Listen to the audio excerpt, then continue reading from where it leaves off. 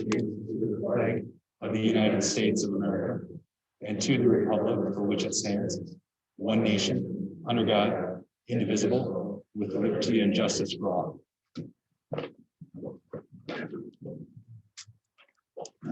Thank everyone for their attendance and the ministry attendance of the various trustees and staff.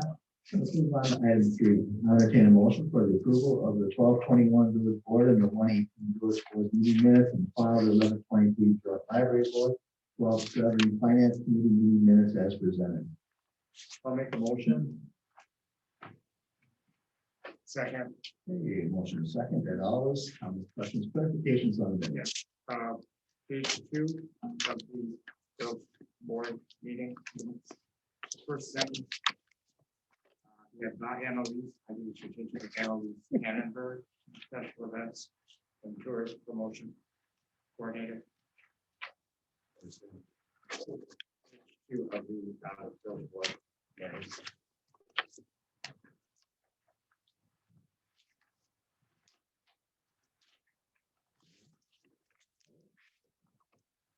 Second with that change, all in favor? Aye.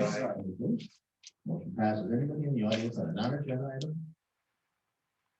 Moving forward, this has been, any items have been distributed in the normal fashion. Let's move on to item 6, resolutions or this action. Action items, item A is resolution commending police officer Glenn Goodall. No, how do you? Right. Over there in the corner. There you go. All right. You should get killed. So, again, this is always an honor for us, board, as we get to honor a person that has really given, in this case, the better part of their life in service to the community. And so we, at time of retirement, we'd like to just kind of make a presentation, a proclamation, and give you something that, for us to say thank you for your time, and then hopefully something that you can remember your time here. So come on up. Right up here. So we do have a resolution, and this is commending police officer Glenn Goodall on his retirement and for his years of service to the village of Grafton. I'll read the first couple and the last. Whereas Glenn Goodall is retired from the village of Grafton employment on February 3rd, 2021, after having diligently served the people of the village of Grafton. And whereas Glenn began his employment with Grafton Police Department on January 18th of 1988. Whereas during his tenure, Glenn has conscientiously and capably exercised the responsibilities of his position with the Grafton Police Department as a police officer for 33 years. Now therefore be it resolved that the village board of the village of Grafton does hereby acknowledge with sincere appreciation and gratitude the over 33 years of dedicated service that Glenn has provided to the community. And be it further resolved that the village board and the village staff of the village of Grafton do hereby wish Glenn the very best on his retirement and in all his future endeavors. Congratulations.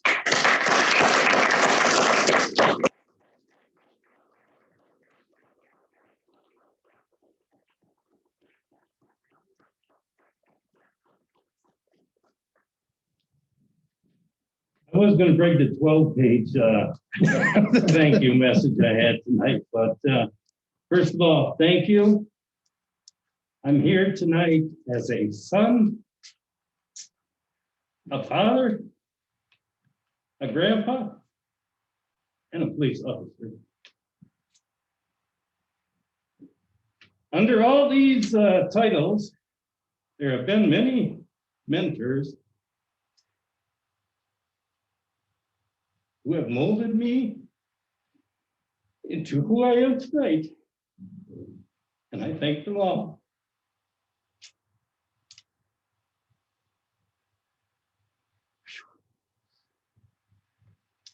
As a police officer, I hope that there are individuals in the community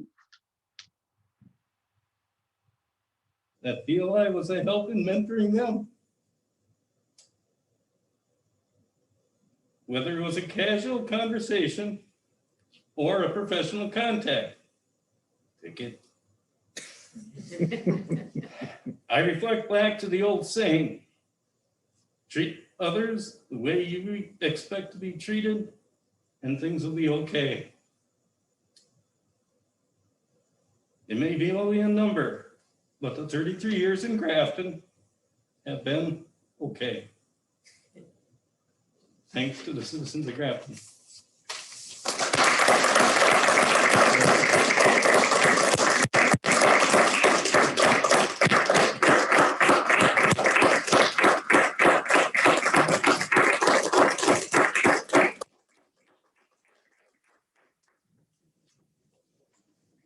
Congratulations. Move on to item B. Item B. Do we need to do an offer? Oh, I always forget I that. know. Don't I? All right. Okay, said offer motion in a second. I'll offer. I'll make a motion. I'll second. No offer motion in a second. All in favor? Aye. Any opposed? That resolution passes. Now, congratulations. Move on to item D, and that is motion to approve the public utilities access and maintenance for the lumberyard site.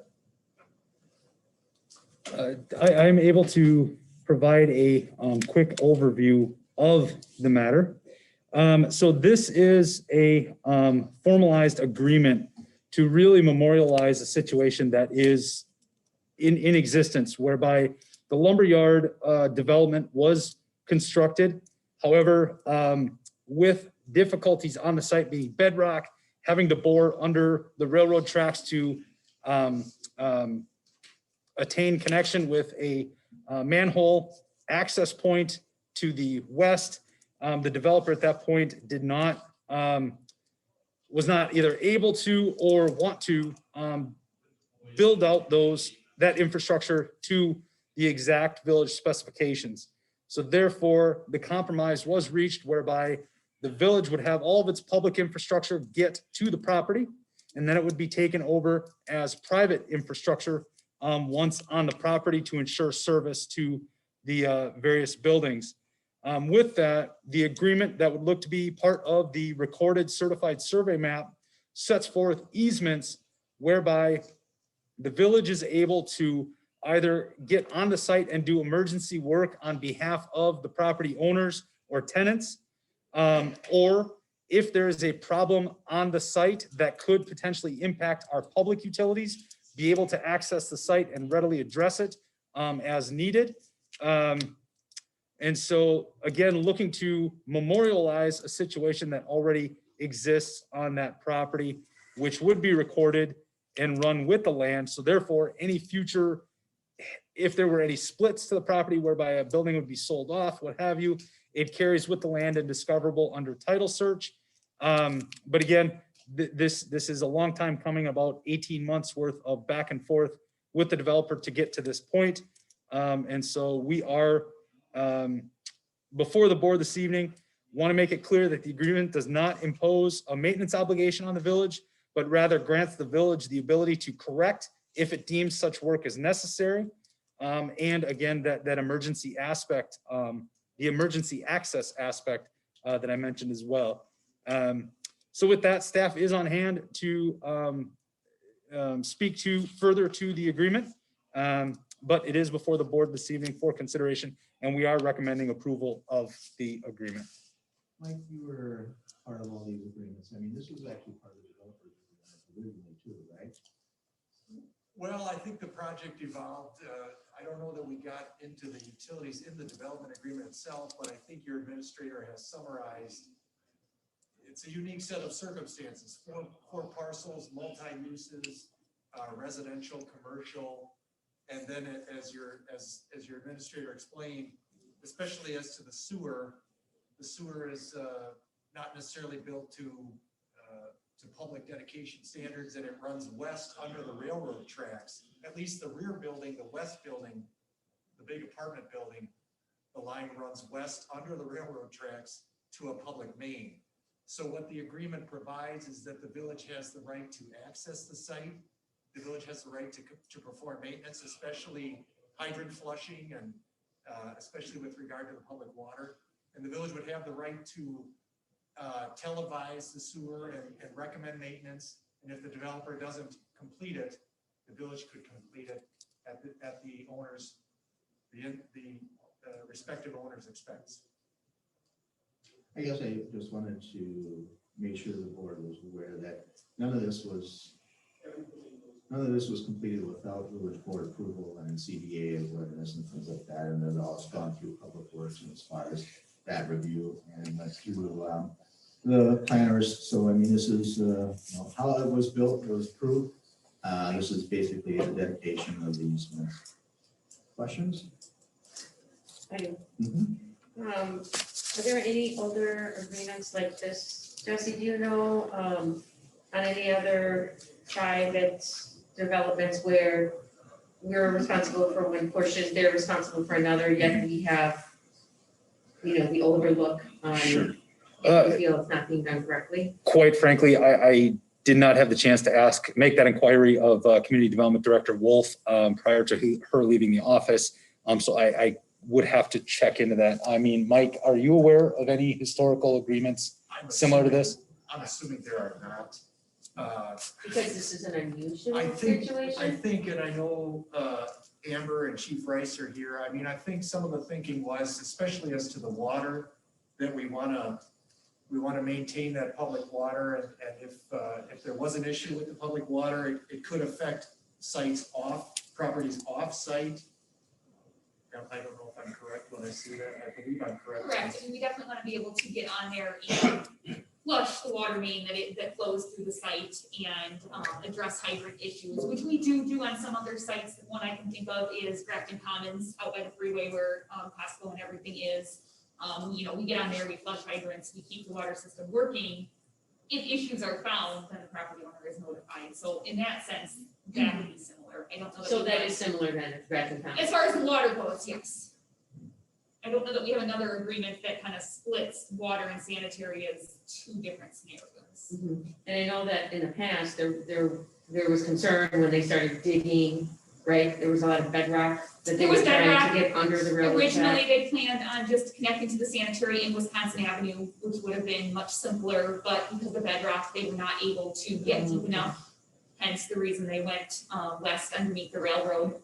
So I think this is a good thing that we don't have to long-term maintain that line that is under the railroad. If something ever happens with that, that would be on the private owners to coordinate with the railroad and to have fixed. They would, go ahead. And so they know that we're talking about this tonight, and if they had any problem, they would be here with this? Correct. I It think has they've been already discussed signed it too. many times. Oh, have they? Yeah. Okay.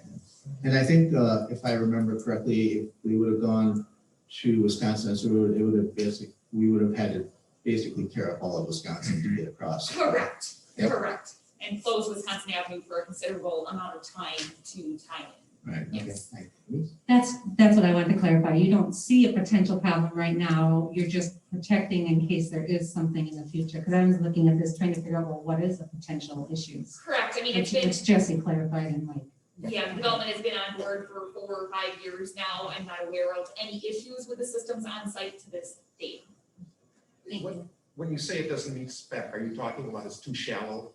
The manholes, I think, from what I remember, again, it's been a number of years, there was some issues they did in the manholes that we wouldn't typically recommend just for our ability to flush and clean them in the future. So that's something that, we may get called to help on them, but they may have to call in a private entity if they ever have any backups within a manhole.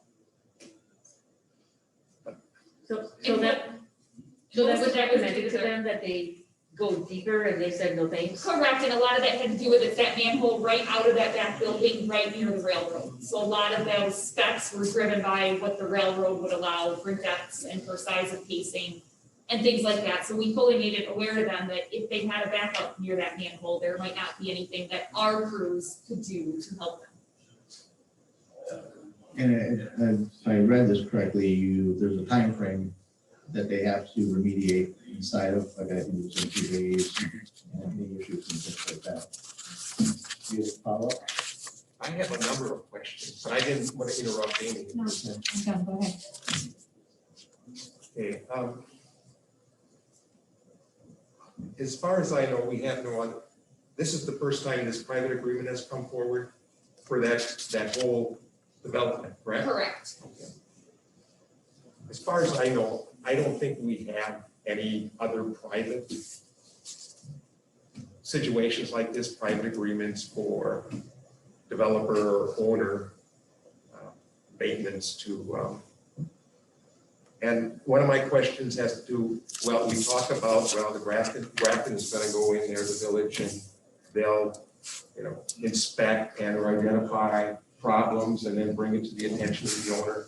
Are we going to have this on our, that sewer on one of our proactive maintenance programs such as televising or jetting?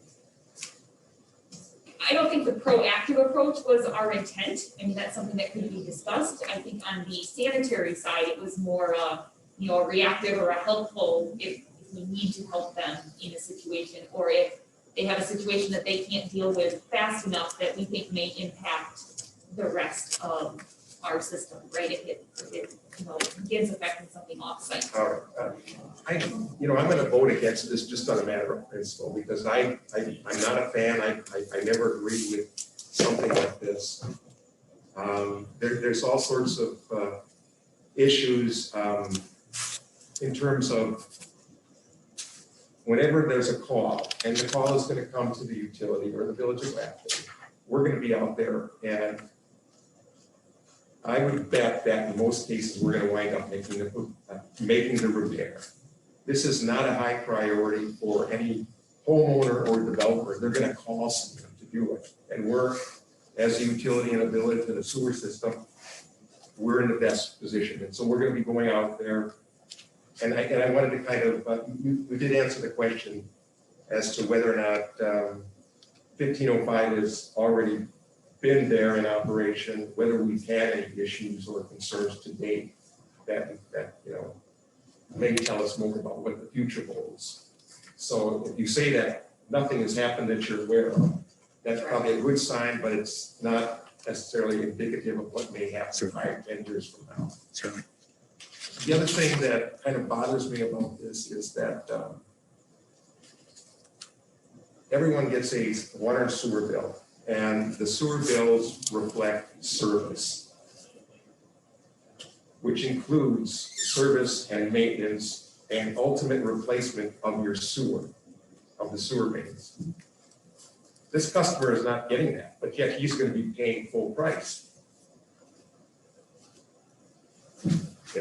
If he knew any better, he'd probably ask for a discount because he's not getting sewer maintenance. And when he needs it, he's going to reimburse the village if we perform the maintenance and or repairs necessary. Is this a private, is the sanitary on this side of it private? Well, that's what the agreement sets forth, is that the sanitary on their site would be private. So if, other than scale, what is the difference between this and any other sewer lateral? It's not just a lateral, it's more of a size. I get it, other than scale, but it's still. And otherwise, and we did not have inspection, so this also fell in the time frame where we didn't have a full-time public works director, and some of this was initially installed, so we didn't have inspection on some of it that went in, which again, initially was See, a that's bit kind of scary. concerning. That's scary to me. Right, but didn't we have somebody standing there? Yeah, We had somebody here. Yeah, this is. We didn't have anyone watching the installation of some of it, no. Well, we had an engineer here. How is this any different from, let's say, a Village Point Commons or Village Point? They're responsible for their own utilities on their property. We stop right at that point. Correct, but we are still with them as well because we did not have inspection and we don't have as-bills and we don't have good knowledge of what they installed on their property. So it's similar to that. I guess it's just putting it in a formal agreement, which we don't Right. have. This is a series of properties versus maybe one property, and we do have I think the village wanted the formal agreement so that we could have access and fix things if it was deemed necessary, and admittedly, those costs would be prorated back to all those owners. And that's clearly set forth in the agreement. But again, I don't see how that's different than any other large scale development. We certainly have agreements to access stormwater ponds Right. if they're not maintained, and fix those and charge those back to all the homeowners who are served by those ponds. Right. I think it's built around that logic. I guess I'm just not seeing really any significant difference in this agreement than any other agreement that we come up with, where we may have to have access to private property. I mean, it really isn't. So, How many years ago was it that they hit that bedrock? Was that like 3 years ago that we realized, oh boy, this isn't gonna work? And of course, that was, no, that was probably 10 years ago. okay, so this is just coming to us now, though? I mean, No, I mean, it was built, I think, everything was, everybody was, it went through CDA, it went through the village, it went through Public Works, it went through, as far as how it was going to be built and things like that. And, everybody knew about the bedrock even before they did any kind of, because even when they were looking at doing, they did borings, even before even building one was built, they knew what was there. And, obviously, nobody knew what the layout of the development was going to be, because we probably went through maybe 6 different iterations of projects. But this is, what they finally landed on, then directed how the sewer and water would have to be laid out internally. So this is basically, once that was done, the project was completed, and now this is kind of like, to me, this is just the final paperwork. I mean, they're still responsible for their any issues that they may have. right, and we don't have something as formal as this with some of the other developments that we have? I We don't, felt the need to do it specifically just for this development? well, Are we worried? no, I'm not worried about it. I think the only thing that's really unique about this is it's not one property. It was basically developed over phase. And so it's really kind of 4 properties that are kind of utilizing the same infrastructure.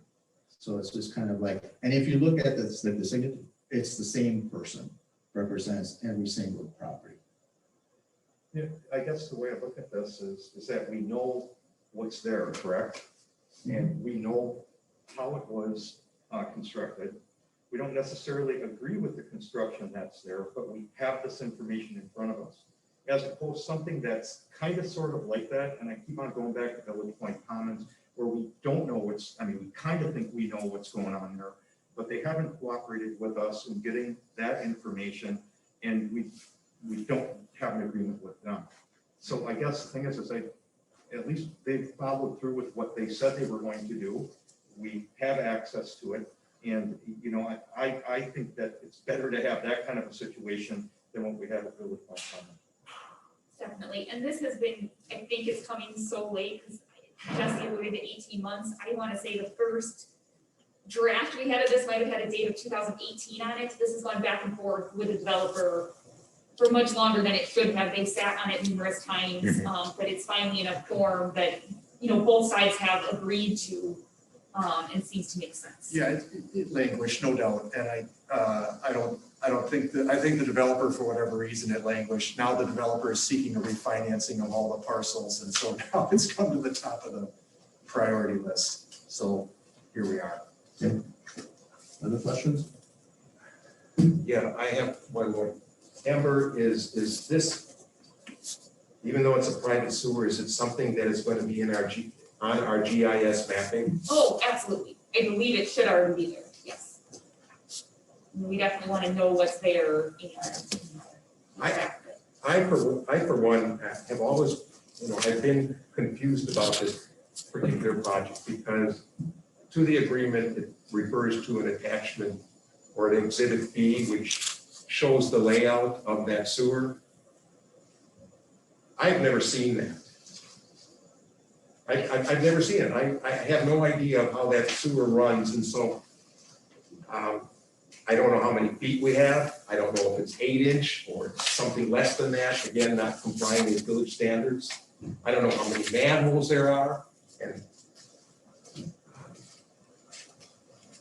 And I think that's kind of the point of this agreement, is to protect the village.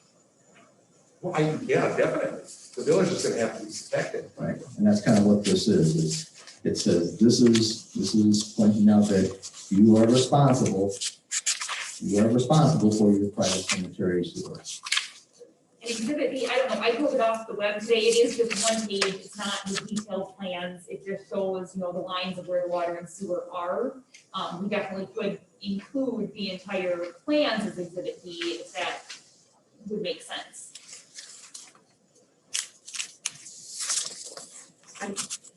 Go ahead. I guess I'm not sure why, because, people and businesses, you are responsible for your section. So, I mean, that's understood, you own a home, this is your section, this is the village's section. But it seems like there's more to this, because possibly there's things that we have no control over them putting certain things in. They did meet some problems, they probably tried to do the best they could. Yeah, I don't know. I mean, I get it. Let's make sure that we're focusing on what the action item is. The action item is not, whether or not we agree or disagree on the specifications. This is really accepting the fact that we assume no responsibility for a private development. And it gives us the right to enforce other safety issues, and that's where it comes down to, in the case that we run across in the road we made aware of them. That's really what this is. All right, that being said, let's at least get it on the table and get a motion for approval of the private utilities access and maintenance agreement. I'll make a motion. I'll second. Motion is second, final comments, questions? Hearing none, all in favor? Aye. Any opposed? Hey, Show 2 nay, motion passes. Let's move on to item C, report of the finance committee. We have 2 items. Item A, item 1, is a motion to recommend the village board into a 2-year contract, 2021-2022, with Houseman Fine LLP, Grafton, for services to be approved. There were some questions that came out of that, and Jesse, I do believe you did some research, and Yes. let's go ahead and take it. Certainly. Polling nearby neighboring communities, definitely did show. I sent out information with the weekly bulletin with regards to a cursory look at strictly primary legal counsel hourly fees. I did not get into paralegal fees. I did not get into junior attorney fees, just strictly the hourly rate of the primary municipal attorney. And that comparison, I did send out that table to the board. With that, we are, Houseman Fine is very competitive within the area. There was one anomaly in that a community represented a lower hourly rate. However, that was accompanied by a retainer as well. So that wasn't a true apples to apples comparison there. Otherwise, again, over the last, since I have been here and we have renewed the contract with Houseman and Fine, I have been very pleased with their service, as is staff. Overall, from a historical standpoint, Houseman and Fine has been with the village for quite some time as our representation. And I believe that history does carry with it a significant benefit. Most recently, our Coip Road special assessment discussion that we had, in which our legal counsel was able to pull the past file, which was readily handy to clarify the entire matter, not only for the residents, but also for you, the policymakers. So that history, quite frankly, is priceless. But again, with doing that straw poll of neighbors, we are very competitive. And I would reinforce the motion coming out of the finance committee of recommending approval. So none of the discussion was around the value of what we get from legal. I think the questions really were, for supporting documentation like you just provided. So I think, as we near the end of the cycle or whatever it is, I think that's really what the board is looking for. Certainly. Then we've done our due diligence, in that, we have sound reasons to move in a certain direction. Is that kind of the gist of what people were asking? yeah, and for me, it was the process. Would have been nice to have that initially. Certainly. It was the process of. Absolutely. So moving forward, that's kind of, and let's not limit it to something like legal. Let's look at that any type of situation where we have a renewal where we think it may be, yes, we feel we've always had good service, but, this justifies why we want to move this direction. Makes perfect sense. All right, I'll entertain a motion to recommend the village board enter the 2-year contract 2021-2022 with Husman Pine for attorney services be approved. So moved. Second. Motion is second, all in favor? Aye. Any opposed? That motion passes. Item 2 is a motion to recommend the village board approve the assistant fire chief job description be approved. I'll make a motion to approve. I'll second. Motion is second. This is, again, in response to changing conditions and the environment in the fire department. Questions for the chief? Motion is second, all in favor? Aye. Any opposed? That motion passes. Congratulations, chief, and all your work. Move on to item 7, department and officers reports. We have good representation. Jesse, you want to get us started off? Certainly. Sorry to steal Katie's thunder, but this week we do start in-person absentee balloting for the February primary.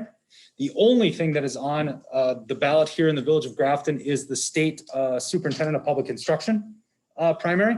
So we are fully anticipating very low traffic. So all in-person absentee voting will be handled at the front counter here in Village Hall. We will not be setting up the village boardroom as a quasi polling place. We will handle that traffic at the front counter. Let's see here. With regards to face coverings in village facilities, as you know, there's been a lot of back and forth at the state level with the legislature taking a keen eye at the governor's order. That said, I have instructed staff to maintain our local village protocols in place. This is in line with the Grafton School District as well as the public library and their intent with keeping mask requirements in place for the time being. Wanted to make the board aware of that as well. And then I'm just going to say snow removal. I'm going to let Amber touch on that a little bit. Our Public Works Department has been out in force recently, and I'll let Director Thomas speak to some of the particulars of that. But I will just add they are doing a fantastic job and working the hours that they are able, under CDL requirements to keep our roads clear and get the downtown cleared out and whatnot. So very proud of that department and our emergency responders as a whole. This morning, I was able to speak with one of our officers who quite frankly said it was a very busy morning because unfortunately we had a good number of individuals who forgot how to drive in winter conditions. And obviously the fire and EMS services are just busy, period, in this course of the year. So hats off to really across the board. Our village departments are doing an amazing job this winter, and I want to relay that to the board. That is my update for this evening. Good, thanks. I think with that being the big event of the weekend, anything you want to add to that, Amber? I'll just add, the first big snow event last Tuesday, our crews were in for 12, 13 plus hours, plowing the roads. A pretty similar time frame yesterday. They came in, I believe at like 4 a.m. yesterday morning and worked through early afternoon to get everything plowed. They went through the entire village a good 2 or 3 times, got some salt done. At that point, our crews is on the road long enough, and that's about all we can do, but I think it got cleaned up pretty well. They did a bunch of cleanup this morning, kind of preparing some of the downtown area. They will be in early tomorrow morning with a big snow blower to remove snow from Wisconsin Avenue, 13th Avenue, Bridge Street, those areas where it's really piled high and impeding parking and pedestrian movements. So they'll be out there tomorrow morning, possibly Wednesday morning as well, if they can't get it all done tomorrow morning before traffic gets busy. And then preparing for more snow on Thursday. Okay. Any questions for Amber or the chief, Jesse? Yes, Lisa, I'll let you start. Okay, Amber, did you ever have a chance last week Monday before snow on Tuesday to head out with that day? No, the snow kind of took over, so I have not had a chance to get out there with them. So is that gonna happen this week? Possibly, the snow has kind of taken over everything, but as soon as I get a chance. Okay, they will update us when you know. I will. everything. And then, Chief Rice, Was there any more information about the piece of equipment that you had to send out? Yes, we For had repair. kind of a busy day. Our engine 864, it's the engine that we use for car fires, extrications, any type of special equipment responses. It's at the Cummins dealer. We were trying to negotiate using our Pierce dealer to leverage some kind of discount with Cummins. And late this afternoon, we were turned down for that. The problem is the engine, while it has very low miles, it is 12 years old. So its warranty is for 3 years or high miles. So it's well past that. So we've kind of struck out. So it's down there right now, taken apart, and they're gonna have to continue that process. My expectation is that we'll probably exceed $20,000 because they're gonna end up having to rebuild the whole engine. Oh, so it could be a rebuild. Yeah, it won't be new, but it'll be rebuilt. And how long do you think that will take? Will that put your department in a disadvantage? Well, it's, there's a lot of equipment on that rig. That's the difference with that one rig. If you ever look at it, you'll notice there's a lot of extra compartments. And normally we carry all that miscellaneous rescue equipment on that rig. So it's all in the apparatus floor right now, except the most critical things we've relocated to other vehicles. So we were guessing that we might get it back in a few weeks. We're being told they are kind of slow right now at Cummins. So they're eager to get working on it, which is much better than it being parked in the back lot somewhere. And then is there a warranty on the rebuilt engine? There'll be some warranty on their work, but not a lot. The warranty would be if you buy a new engine.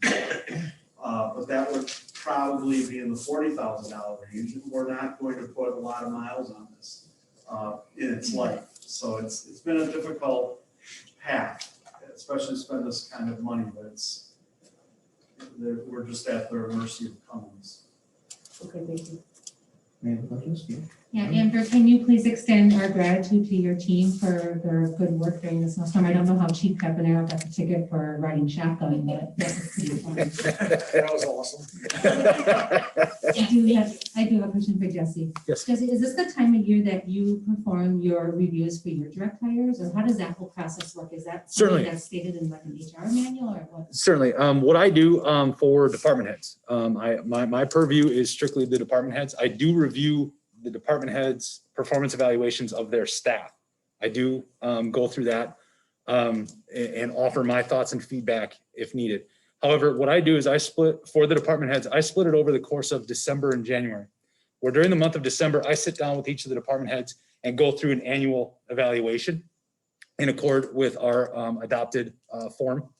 And then in January, and so that provides their performance grade, which then equates out to a merit score, which then translates to a merit pay adjustment, which accompanies the cost of living adjustment. Then in January, I come back to all of the departments and sit down with them to set goals for that calendar year.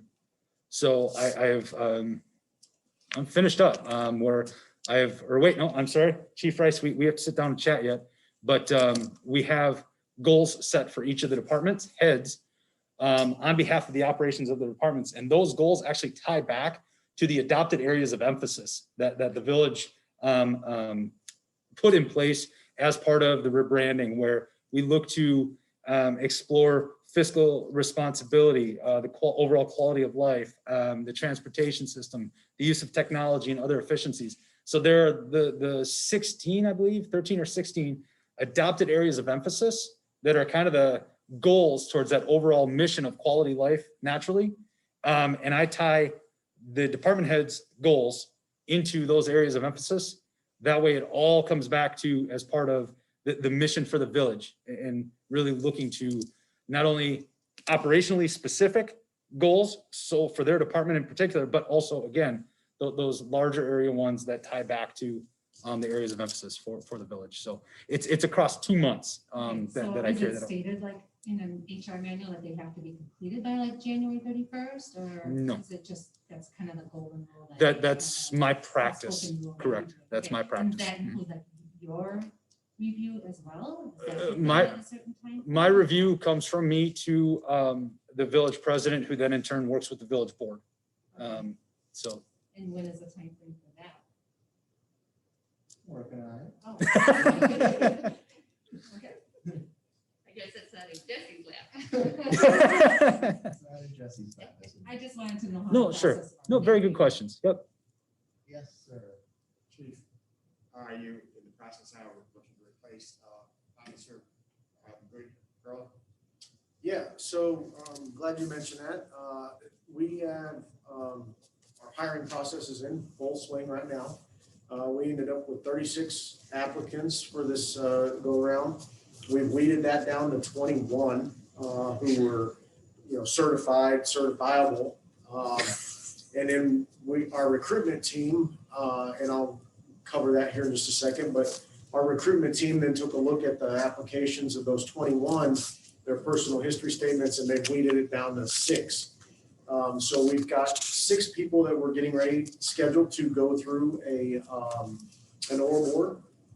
This Friday from 6 to 8, we're doing something new, our recruitment team. So I now have a recruitment team led by 1 sergeant, and there's 2 officers on that team.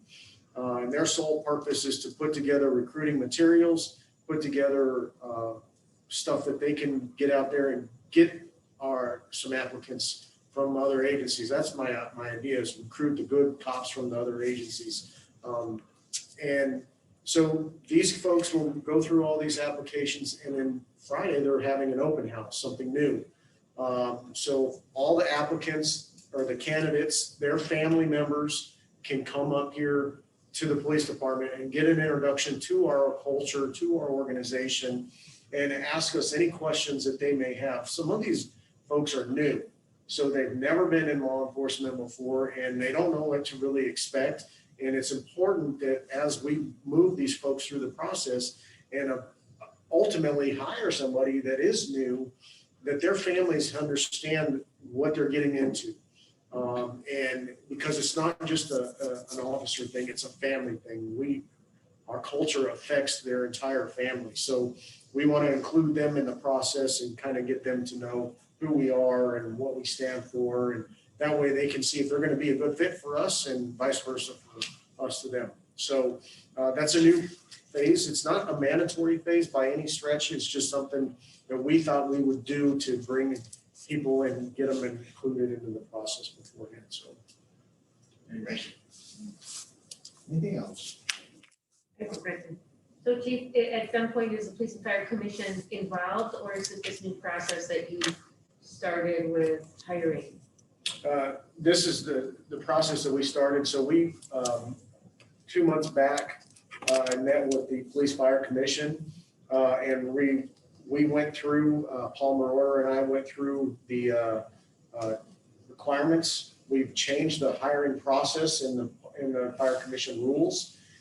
So everything now lines up, and we've got a good solid hiring process that'll hopefully streamline and get these folks in from application to hire within 3 months.